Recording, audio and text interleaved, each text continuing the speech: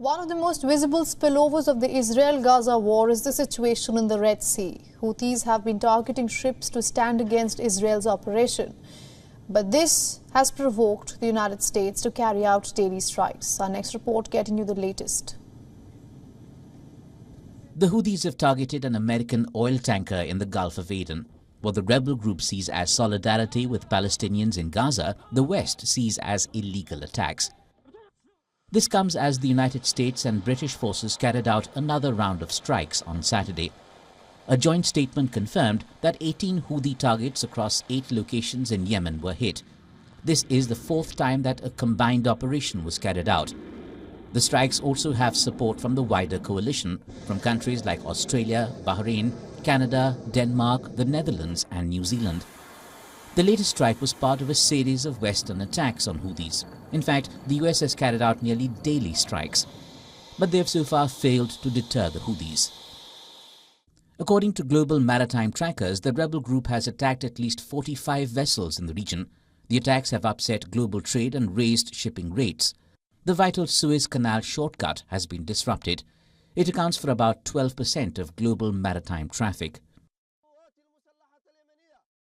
The Yemeni armed forces, along with all the great Yemeni people, persist in upholding their religious, moral and humanitarian duties towards the Palestinian people. And their military operations will not stop unless the aggression stops and the siege on the Palestinian people in the Gaza Strip is lifted.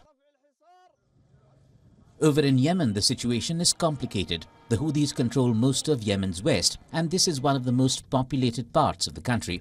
The people in this part agree with the Houthi cause. The strikes will not affect us. We are now fighting for Gaza. Our fight is for Gaza and Palestine. We will not be deterred by the strikes of the Jews and the Americans no matter what. We are used to war. We have been in war for 9 years. Your strikes will not intimidate or scare us. We will keep on supporting Gaza with all the power we have. The more you move away from the west and towards the center, the politics changes. Yemen's Presidential Council is asking for foreign force against the Houthis. They wish to launch a ground operation that would back US and UK airstrikes. But the question is the West ready for a third proxy war? Bureau Report, WION World is One. Now, to take this further, we have been joined by Peter Kuznick from Washington, D.C. He is a professor of history and director of the Nuclear Studies Institute at American University. Mr. Kuznick, thank you so much for joining us here on WION. I have 2 statements for you to start. The first statement says we will continue to make clear to the Houthis that they will bear the consequences if they do not stop their illegal attacks. Now, this was by the U.S. Defense Secretary.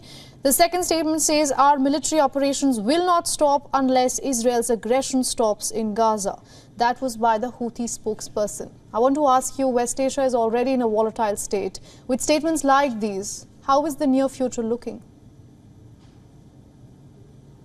It doesn't sound like there's going to be any resolution of this until there's a resolution of the Israeli assault on Gaza. And the Houthis are committed to defending the Palestinians, and the Americans are committed to defending the Israelis. And so that shipping is going to be targeted. There have been at least 45 attacks by the Houthis on international shipping. Some estimates place it well into the 50s. And the United States, you know, we say that it's the US and Britain, but we don't really have confirmation that the British did any striking. The US, Eisenhower, was in the area, and they were hitting the Houthi targets with F-18 fighter jets. And so it's really mostly an American operation, although the British have been involved and that other countries are lending support, but they're not really involved in the shooting. So it's very much of an American operation right now. Because nevertheless, we have a joint statement by US and United Kingdom. So we, of course, can't confirm who did the shooting, but it was a joint operation, 4th of its kind, actually. Mr. Kuznick, do you think that the situation in Red Sea is the most visible spillover of the war in Gaza? Well, right now, the Iranian-backed militias in Syria and Iraq are very quiet. Since the strike on February 2nd, they've been pretty quiet. The situation with Hezbollah is always tense, and that could always erupt into another war front. But the main fighting now outside of Gaza is being carried out by the Houthis. So they are the cutting edge right now of the resistance against the Israeli war in Gaza right now. But they have a lot of international support, not so much for stopping the shipping, but for opposing the Israeli operation.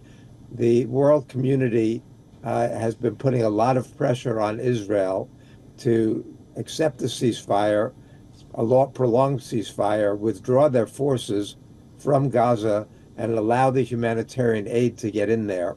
The situation is pretty horrific for the people in Gaza. And those images are being shown all over the world, which has built up a lot of sympathy for the Palestinian people right now. So Israel is quite isolated. All right. Mr. Kuznig, very quickly, do you think the situation in the Red Sea will not get any better unless the war stops in Gaza? Absolutely. The Houthis have been at war for many, many years. They are not going to be intimidated. In fact, the more the U.S. and the British and their allies do to attack the Houthis, the more the Houthis are going to respond by increasing their attacks on the shipping. So already much of the shipping now goes around Africa, right, and it's increased the cost over 200%. As you mentioned before, 12% of global trade goes through the Red Sea, right, but 30% of all container traffic goes through the Red Sea, and over $1 trillion of overall trade goes through the Red Sea. So this is having a significant impact and greatly increasing the cost of certain goods that are being shipped. All right, Mr. Kuznig, thank you so much for getting us all those updates and insights from Washington, D.C. Thank you.